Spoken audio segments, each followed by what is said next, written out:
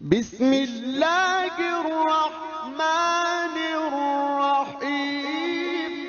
الذین ان مکناہم فی الارض اقاموا الصلاۃ وآتوا الزکاۃ وامروا بالمعروف ونہوا عن المنکر وللہ عاقبۃ الامور۔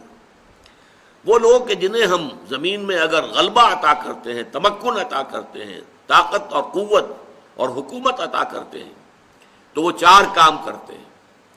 یہ گویا کہ ایک طرح سے نبی اکرم صلی اللہ علیہ وسلم کا مینیفیسٹو تھا، کیونکہ آپ جو اب جا رہے تھے تو اللہ تعالیٰ کے تو علم میں تھا نا کہ اب آپ جائیں گے تو وہاں پر زمین و آسمان کا فرق واقع ہو چکا ہوگا۔ مکے میں حالت کیا تھی کہ آپ دبے ہوئے تھے، کفار کا غلبہ تھا، آپ وہاں سے نکلے بھی ہیں تو چھپ کر نکلے ہیں، 3 دن رات جو ہے غار ثور کے اندر روکوش رہے ہیں، تو یہ ساری کیفیات مکے کی تھی۔ اور مدینے میں آپ کے استقبال کی تیاریاں ہو رہی تھیں، بلکہ استقبال کے لیے لوگ نکل کر کئی دن سے باہر آ کر سارا دن انتظار کرتے تھے، تو زمین و آسمان کا فرق واقع ہونے والا تھا۔ لہذا آپ گویا کہ اس آیت میں وہ مینیفیسٹو دیا جا رہا ہے کہ اگر محمد کے ہاتھ میں حکومت آ جائے گی صلی اللہ علیہ وسلم تو وہ کیا کرے گا۔ الذین ان مکناہم فی الارض، وہ کہ جنہیں اگر ہم زمین میں تمکن اور حکومت عطا کر دیں، اقاموا الصلاۃ،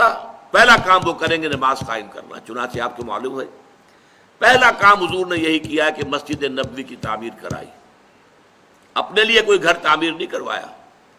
مسجد نبوی کی تعمیر، اسی کے حجروں کے اندر آپ کی بھی جگہ تھی، اللہ اللہ خیر صلی اللہ۔ کوئی اپنے لیے محل تعمیر نہیں کرایا اس بے تاج بادشاہ نے صلی اللہ علیہ وسلم، وفدا و آباؤنا و امہاتنا۔ سب سے پہلا کام اقامت الصلاۃ، بلکہ جمعہ جیسا کہ آپ کو معلوم ہے کہ جمعہ مکے میں ہوتا ہی نہیں تھا، جمعہ ہوتا ہی وہاں ہے جہاں مسلمانوں کا اقتدار ہو اور غلبہ ہو۔ تو پہلا جمعہ جو ہے وہ آپ نے ادا کیا مدینے میں۔ ابھی آپ مدینے نہیں پہنچے تھے، قباء میں جو ٹھہرے ہیں آپ، اور اس کے بعد جب قباء سے جا رہے تھے مدینے کی طرف تو وہ جمعے کا دن تھا، جمعے کا وقت ہو گیا، درمیان میں آپ نے جمعے کی نماز ادا کی، وہ پہلا جمعہ ہے جو حضور نے ادا کیا۔ بہرحال